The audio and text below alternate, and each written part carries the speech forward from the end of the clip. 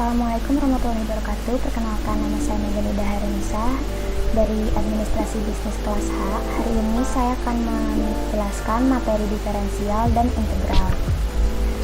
Yang pertama, saya akan membahas tentang kaidah diferensial, penerapan diferensial, kaidah integral, penerapan integral. Yang pertama, kaidah diferensial terbagi menjadi 5, yaitu diferensial konstanta, fungsi pangkat, perkalian, pembagian, penjumlahan, atau pengulangan. Yang kedua, saya akan membahas tentang penerapan diferensial pada elastisitas. Di sini ada rumus elastisitas dan ketentuannya. Elastis E lebih besar dari 1, inelastis E kecil 1, uniter E sama dengan 1, elastis sempurna E sama dengan tak terhingga, inelastis sempurna E sama dengan 0. Kita masuk ke soal. Fungsi permintaan akan suatu barang Q sama dengan 25 min 3P kuadrat. Tentukan elastisitas permintaannya pada tingkat harga P sama dengan 5. Kita jawab, kita masukkan rumusnya. dQ per dP kali P per QD sama dengan min 6P. P per 25 min 3P kuadrat sama dengan min 6 kali 5. Kita masukin P sama dengan 5 ya. 5 per 25 min 3 kali 5 kuadrat sama dengan 3. Nah, 3 itu berarti lebih dari 1, yaitu elastis. Artinya, pada kedudukan harga P sama dengan 5, jika harga barang naik sebesar 1%, maka permintaannya akan turun sebanyak 3%. Selanjutnya, penerapan diferensial pada fungsi biaya. Selanjutnya ada rumus biaya marginal. MC sama dengan turunan C, MC sama dengan DC per DQ.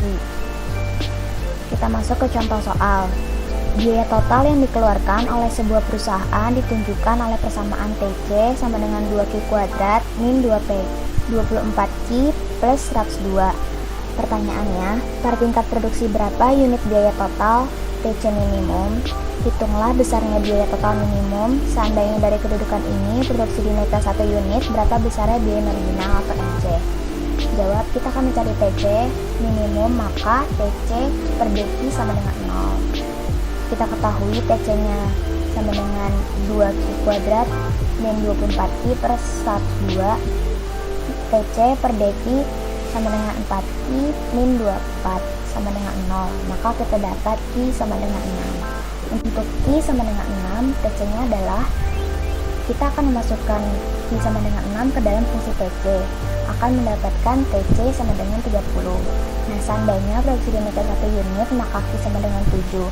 Q-nya kita masukkan ke dalam TC, 7 akan mendapatkan 32. Nah, habis itu kita cari MC. MC rumusnya TC per delta TC per delta Q. 32 min 30 per 7 kurang 6, yaitu MC sama dengan 2. Selanjutnya, rumus penerimaan marginal. MR sama dengan turunan R, MR sama dengan DR per DQ. Kita masuk ke contoh soal. Fungsi permintaan D sama dengan P sama dengan min 3Q kuadrat plus 27. Hitunglah fungsi penerimaan dari MR. Jawab, rumus PR adalah 4 kali Q. Kita masukin P-nya, habis itu dikali Q, akan menghasilkan min 3Q pangkat 3 plus 27Q. Kita turunin, dapat min 9Q kuadrat plus 27. Itu fungsi MR-nya. Selanjutnya, rumus produk marginal. MP sama dengan turunan P, MP sama dengan DP per DQ. Kita masuk ke contoh soal. P sama dengan Fx sama dengan 9X kuadrat min X pangkat 3. Hitunglah P maksimum. Kita jawab, Fx sama dengan 9X kuadrat min X pangkat 3. MP sama dengan Fx turunan. Bisa kita turunin, Fx-nya dapat 18X min 3X pangkat 2. Dan maksimum itu MP sama dengan 0. 0 sama dengan 18X min 3X kuadrat. 0 sama dengan 3X kali 6 min X. Ini kita keluarin X-nya, dapat 6. P maksimum sama dengan fungsi Fx, kita masukin 6 ke dalam fungsinya, yaitu dapat 108. Selanjutnya, saya akan membahas tentang kaidah integral. Integral tak tentu. Integral tertentu adalah kebalikan dari diferensial, yakni suatu konsep yang berhubungan dengan proses penemuan suatu fungsi asal apabila turunan atau derivatif dari fungsinya diketahui. Bentuk umum dari integral tertentu yaitu fx kali dx sama dengan fx plus k. Kaidah-kaidah integral tertentu ada 6, yaitu formula pangkat, formula logaritmis, formula eksponensial, formula penjumlahan, formula perkalian, formula substitusi. Contoh integral tertentu. Kita masuk ke contoh soal. Tentukan hasil dari integral 3x kuadrat dx. Nah, di sini penyelesaiannya 3x kuadrat dx sama dengan 3 per 2 plus 1 x kuadrat x pangkat 2 plus 1 plus c sama dengan 3 per 3 x pangkat 3 plus c.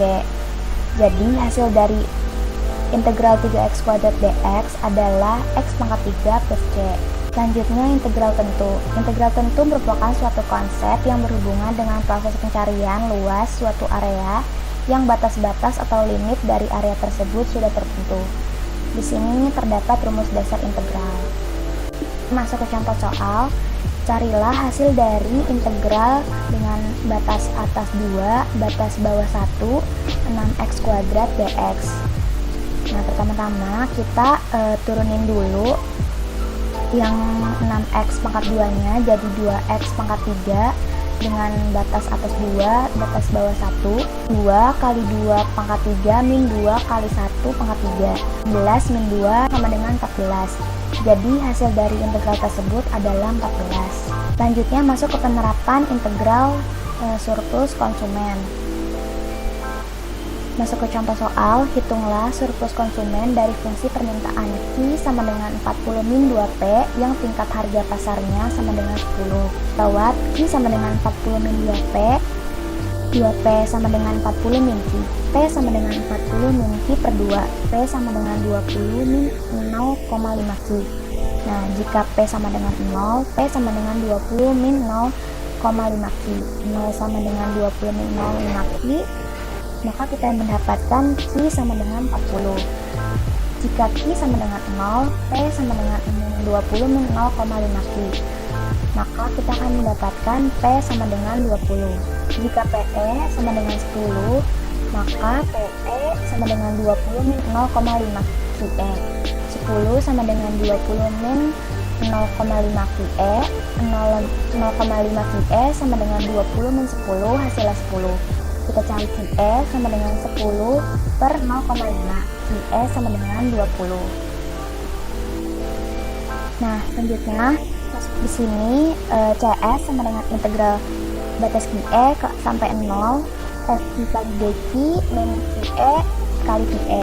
Kita masukin angka tadi yang sudah kita cari, maka akan mendapatkan hasil 20 kali 20 min 0 min 25 kali 20 kuadrat min 20 kali 0 min 0,25 kali 0 kuadrat dikurang 200.